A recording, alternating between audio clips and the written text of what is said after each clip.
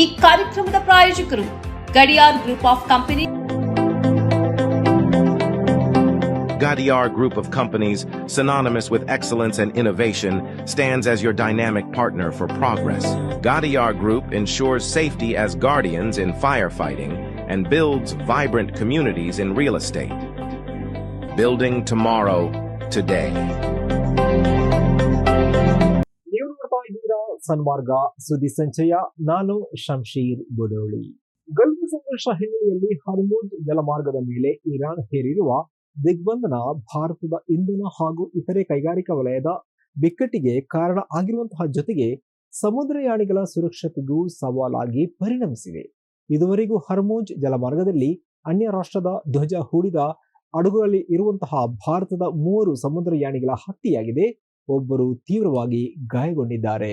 ಭಾರತ ಹಾರ್ಮುಜ್ ಜಲಮಾರ್ಗವನ್ನು ಮುಕ್ತವಾಗಿಸಲು ಕರೆ ನೀಡಿದೆ. ಮಧ್ಯಪ್ರಾಚ್ಯ ಸಂಘರ್ಷ ಆರಂಭವಾದ ದಿನದಿಂದಲೂ ಹಾರ್ಮುಜ್ ಅಂತಾರಾಷ್ಟ್ರೀಯ ಜಲಮಾರ್ಗವನ್ನು ಇರಾನ್ ತನ್ನ ಹಿಡಿತಕ್ಕೆ ಒಳಪಡಿಸಿದೆ. ಈ ಜಲಮಾರ್ಗದಲ್ಲಿ ಸಮುದ್ರಯಾನಿಗಳನ್ನು ಕಳೆದುಕೊಂಡ ಏಕೈಕ ರಾಷ್ಟ್ರ ಭಾರತವಾಗಿದೆ.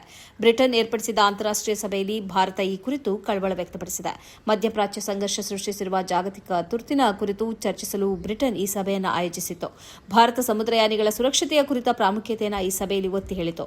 ವಿಶ್ವದ ಪ್ರಮುಖ 60 ರಾಷ್ಟ್ರಗಳು ಒಟ್ಟುಗೂಡಿದ ಸಭೆಯಲ್ಲಿ ಭಾರತ ವಿದೇಶಾಂಗ ಕಾರ್ಯದರ್ಶಿ ವಿಕ್ರಮ್ ಮಿಸ್ರಿ ಭಾರತವನ್ನು ಪ್ರತಿನಿಧಿಸಿದರು.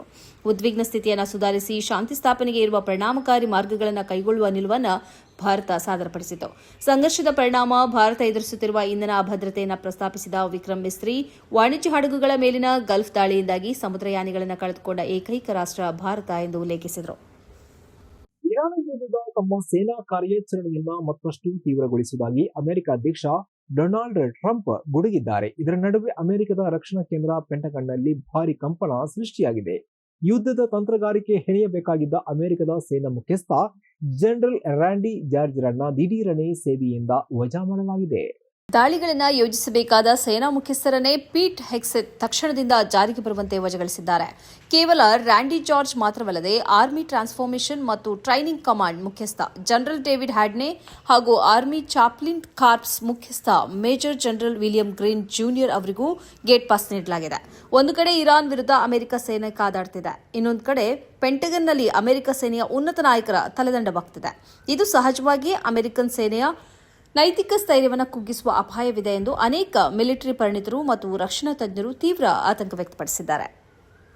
ರಾಜ್ಯದಲ್ಲಿ ಎಲ್ಪಿಜಿ ಕೊರತೆ ಇರುವಂತಹ ಹಿನ್ನೆಲೆಯಲ್ಲಿ ಪ್ರಧಾನಿ ನರೇಂದ್ರ ಮೋದಿಯವರ ನಿವಾಸಕ್ಕೆ ಮುತ್ತಿಗೆ ಹಾಕೋಕೆ ಸಿಎಂ ಸಿದ್ದರಾಮಯ್ಯ ಕರೆ ನೀಡಿದ್ದಾರೆ. ಈ ಕುರಿತಾಗಿ ಅವರು ಬಾಗಲಕೋಟೆಯಲ್ಲಿ ಮಾತನಾಡಿ ಗ್ಯಾಸ್ ಸಿಲಿಂಡರ್ ಅಭಾವದ ಬಗ್ಗೆ ಮಾತನಾಡಿ ಕೇಂದ್ರ ಸರ್ಕಾರ ಈ ಬಗ್ಗೆ ಗಂಭೀರವಾದಂತಹ ಕ್ರಮವನ್ನು ತೆಗೆದುಕೊಳ್ಳಬೇಕು ಎಂದು ಆಗ್ರಹಿಸಿದ್ದಾರೆ. ಗ್ಯಾಸ್ ಸಿಲಿಂಡರ್ ಅಭಾವದ ಕ್ರಮ ಕೈಗೊಳ್ಳಬೇಕಾಗಿರುವುದು ಕೇಂದ್ರ ಸರ್ಕಾರದ ಕರ್ತವ್ಯವಾಗಿದೆ. ರಾಜ್ಯ ಸರ್ಕಾರದ ಪಾತ್ರ ಇದರಲ್ಲಿಲ್ಲ. ರಾಜ್ಯ ಸರ್ಕಾರ ವಿತರಣೆ ಮಾಡುತ್ತದೆ ಅಷ್ಟೇ ಎಂದರು. ಆಟೋ ಚಾಲಕರು ಆಹಾರ ಸಚಿವರ ಮನೆಗೆ ಮುತ್ತಿಗೆ ಹಾಕುವುದಾಗಿ ಹೇಳಿರುವ ಬಗ್ಗೆ ಮಾತಾಡಿ ನರೇಂದ್ರ ಮೋದಿಯವರ ಮನೆಗೆ ಮುತ್ತಿಗೆ ಹಾಕಬೇಕು ಎಂದು ಕರೆ ನೀಡಿದರು. ರೋಹಿಣಿ ಸಿಂಧೂರಿ ಅವರು ಮೈಸೂರು ಡಿಸಿಯಾಗಿದ್ದಾಗ ಚೀಲ ಖರೀದಿ ಮಾಡುವ ಹಗರಣ ನಡೆದಿತ್ತು. ಆದರೆ ಈ ಅಕ್ರಮದ ತನಿಖೆಗೆ ಸರ್ಕಾರ ನಿರಾಕರಿಸಿತ್ತು. ಈಗ ಹೈಕೋರ್ಟ್ ಮಧ್ಯಪ್ರವೇಶ ಮಾಡಿದೆ. ಹಗರಣದ ತನಿಖೆಗೆ ಅನುಮತಿ ನೀಡಿ ಎಂದು ಸರ್ಕಾರಕ್ಕೆ ಸೂಚನೆಯನ್ನ ನೀಡಿದೆ.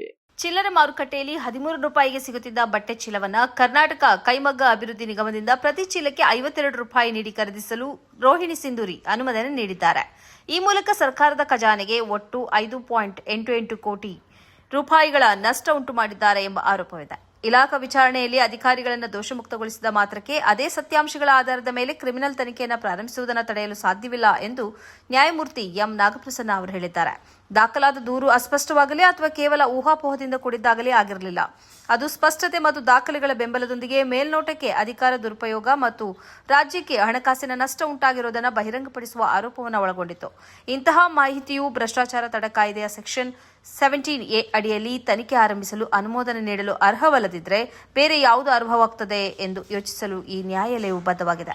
ಸೆಕ್ಷನ್ 17A ಅಡಿಯಲ್ಲಿನ ಶಾಸನಬದ್ಧ ರಕ್ಷಣೆಯು ಭ್ರಷ್ಟಾಚಾರದ ಗಂಭೀರ ಆರೋಪಗಳ ಬಗ್ಗೆ ನಡೆಯುವ ಕಾನೂನುಬದ್ಧ ವಿಚಾರಣೆಯನ್ನು ಹತ್ತಿಕ್ಕಲು ಉದ್ದೇಶಿಸಿಲ್ಲ. ಇದನ್ನ ಕ್ಷುಲ್ಲಕ ಕಿರುಕುಳವನ್ನು ತಡೆಯಲು ವಿನ್ಯಾಸಗೊಳಿಸಲಾಗಿದೆಯೇ ಹೊರತು ಹೊಣೆಗಾರಿಕೆಯನ್ನು ತಡೆಯಲು ಅಲ್ಲ ಎಂದು ನ್ಯಾಯಮೂರ್ತಿ ತಿಳಿಸಿದ್ದಾರೆ. ಏಪ್ರಿಲ್ 6ರವರೆಗೆ ಬೆಂಗಳೂರು ಸೇರಿ ರಾಜ್ಯದ 18 ಜಿಲ್ಲೆಗಳಲ್ಲಿ ಗುಡುಗು ಸಿಡಿಲು ಸಹಿತ ಜೋರಾದ ಗಾಳಿ ಮಳೆಯಾಗುತ್ತೆ. ಏಪ್ರಿಲ್ 5ರಿಂದ ಕರಾವಳಿ ಕರ್ನಾಟಕದ ಎಲ್ಲಾ ಜಿಲ್ಲೆಗಳಲ್ಲಿ ಒಣ ಹವೆ ಇರುತ್ತೆ ಎಂದು ಹವಾಮಾನ ಇಲಾಖೆ ಮುನ್ಸೂಚನೆ ನೀಡಿದೆ. ಅಲ್ಲಲ್ಲಿ ಗುಡುಗು ಸಿಡಿಲು ಸಹಿತ ಜೋರಾದ ಗಾಳಿಯೊಂದಿಗೆ ಹಗುರದಿಂದ ಅಸಾಧಾರಣ ಮಳೆಯಾಗುವ ಮುನ್ಸೂಚನೆ ಇದೆ ಎಂದು ಹವಾಮಾನ ಇಲಾಖೆ ತಿಳಿಸಿದೆ.